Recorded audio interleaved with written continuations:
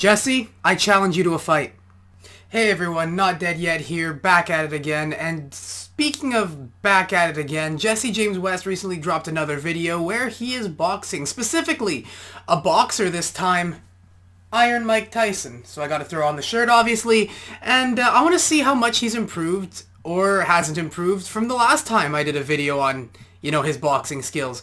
So, without further ado, let's get into this. Alright everybody, we are in the McAndrews household. Ooh, bag Shout work. out Connor, just want to say that. We got some bag work to do. Hell 10 yeah. rounds, 2 minutes apiece. 45-second break in between. You That's guys not already bad. know I'm one of the best fighters on YouTube, so if anyone wants to challenge me to a fight, I'm down. Jesse, I challenge you to a fight. I challenge you to a fight. I don't care when or where. If you accept, I will make it happen. I will cross the border. I will drive to wherever you are. If you accept, I challenge you to a fight. I, Eli, Not Dead Yet, challenge you to a fight. Please accept. And everyone watching this video, I average around 7 views. All 7 of you watching this video, please send this to him. Jesse James West, I challenge you to a fight. Bad boy. Punch this down.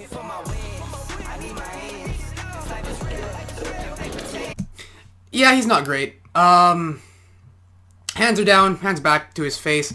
Nothing I haven't really said before, so I'm going to skip over it. I'll keep watching, and I'll probably come back when I have something more of note to say.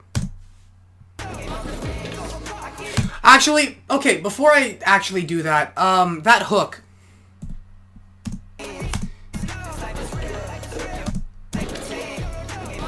See, there's a problem with how he threw his hook. What you want to do when you throw your hook is loop it out more and bring your elbow up. The way he threw it was a little bit more like a slap. You could get penalized for that in boxing. And the big problem is you could have joint and tendon problems in your elbow hitting the bag like that, because what'll happen is you'll hit the bag and your fist will stay, but the rest of your arm will keep going and it'll tweak back your elbow. Don't do it like that.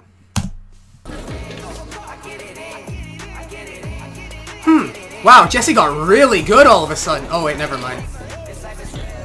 Elbows in. Alright guys, first round. A little out of breath. We're gonna go for round 2. Jeez, Jesse, you can only last 2... What kind of boxer are you if you can only last 2 minutes? Jeez. Well, you at least better make sure those 2 minutes are intense.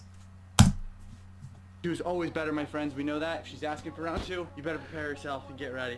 Let's go. No need to stun, it's never cap, you should know that.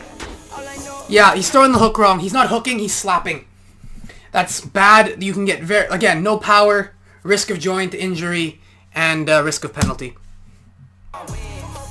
Hands down. Tuck your chin into your shoulder. Hands down, chin into your shoulder, and bring them back to your head. Last round, baby. Last round, baby. I've never gone this long in my life, but there's a first time for everything. Jeez, man, you really aren't a fighter. 10 rounds is not that much. That's all you got, bag? I'm sorry. No hard feelings. My friends, that is going to be it for the boxing. We have to go home and do a ton of calisthenics. When I say a ton, I mean thousands of reps. Alright, well if that's it for the boxing, that's it for this video. I'll turn on the camera again if there is anything else.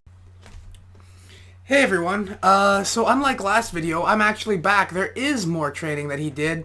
Right now I think he plans to do some skipping and shadow boxing, so I'll commentate on that. And yeah, we'll see how he does, because I'm actually kind of looking forward to this. I've been meaning to talk about shadow boxing a little bit more on my channel, so now maybe we can get a little bit of an idea of what to do to shadow box, how to properly do it, stuff like that. We'll see how things go. Workout, it does not end, my friends. We're gonna be doing some sparring, so I'm gonna do some shadow boxing since I don't have a partner, and then we're gonna be doing some jump rope in between to kind of break it up. I'm gonna embarrass myself because Jesse barely knows how to do jump ropes. So we're gonna do 30 seconds jump rope, 2 minutes, shadow box, and repeat. 10 That's not rounds, bad. baby. He's pretty good. He's actually he's decent at jump roping. I learned this in gym class. Yeah, like some of those, like that specifically is something Mike Tyson would do. A little bit more advanced Mike Tyson would do it, and I do it too. It burns the legs. You whip the rope from side to side, you go down into a kind of a squat, and then jump back up into a double under. But the fact that he said he's bad and can do a double under is kind of, you know, I don't think he's really that bad. There's also the fact that he knows how to skip. What you do is when you skip is you want to jump just enough for the rope to pass under your feet and not double jump. Double jump is when you jump twice before the rope passes under your feet again. He's not doing any of that. He's got the proper form too, elbows in close to your body, and you're just moving the forearms. Honestly speaking, Jesse, you're doing a great job. That was sick. Double under. What I can say right now, just watching him, twist your foot. You'll get a lot more power if you twist your foot and put your hips behind it. But, whatever, we'll see what happens. Yeah, see, everything he's doing is with his arms and upper body purely. He'd get a lot more power if he moved his lower body. Make sure when you guys are shadowboxing, you're making all the noises. Honestly, I think that... Okay, I want to touch upon that, because everybody talks about that, I've been made fun of for it too, believe it or not. Why you do that? Okay, you go, it's because what you do is you need to tense your body. It's not the punch that knocks you out. It's not the punch that you see that knocks you out. It's the punch that you don't see. It's the punch that you don't see coming that really kills. So you cannot be safe all the time. So when you throw a punch, the you do tightens your core and make sure your abs are clenched and tight so that, let's say I throw my cross, this is open, and I take a shot that I don't see coming, and I go, and my abs are tight, I'll be in a better position to take it than if I didn't make that noise and my stomach was relaxed and the fist would sink into my body and really hurt me. That is why you make the noises. That is why we do that. It's also a breathing technique to help regulate the tempo of your movements and everything. It's the same reason as why you know, breathing technique. There are specific ways you breathe when you lift weights and stuff like that. But the main reason is to make sure your abs and everything stay tight. Another thing you want to do, and I thought Jesse was going to say it, but when you shadow box, you want to imagine the type of person you're going to be fighting. So because I'm short, I always imagine a taller opponent. I don't know how tall Jesse is, but let's just say he's average height, anywhere from, you know, 5'11" to 6 feet. He would imagine either someone his height or someone slightly shorter. Why I'm so out of breath is because I'm breathing like... Again, that also stops you from being out of breath. Again, it's all about energy management and being efficient with everything you do. That includes your breathing.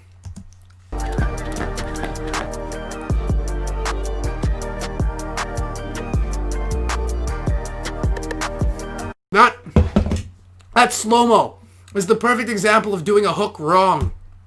Watch it carefully. When you hit like that, you are going to hurt your thumb. I've done it. It hurts like a bitch. My thumb swelled up and looked like a drumstick. You could break your thumb like that. And from the looks of things, Jesse doesn't know how to throw a proper or make a proper fist. Yeah, look, Jesse, if you make your fist like this and you miss, your thumb will snag on whatever you're punching and your hand will go forward and your thumb will go back and you'll break your thumb. That is not how you make a proper fist. Go watch my You Can't Punch Yet video. It'll tell you both how to make a proper stance and a proper fist. But for sake of reference here, palm up, roll your knuckles in like you're grabbing the top of your palm. Thumb goes here. Thumb goes here. Again, practice safe sets. At least know what you're doing, Jesse. That is how you break your hand and your thumb.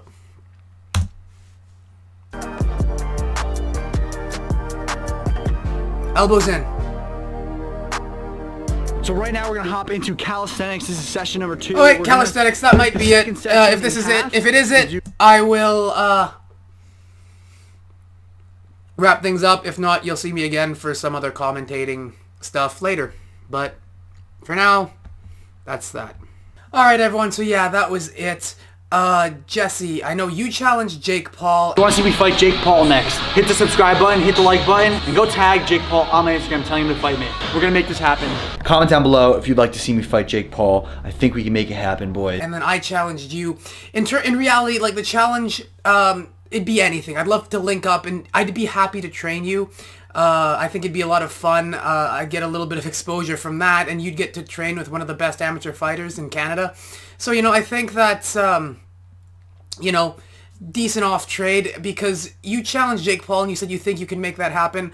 I am saying this right here, right now. Jake Paul would destroy you. He would pick you apart. You would not know where the punches are coming from. You would not be able to retaliate. You do not have the skill right now to challenge someone of Jake Paul's level. And here's the thing. Jake Paul isn't even that good of a boxer. But you aren't either. And not only will your lack of training and lack of experience both in the sport and in the ring in general, even if you did train boxing every day, lack of ring experience is a real killer. Just ask Nate Robinson. It's going to be bad. You are going to get hurt.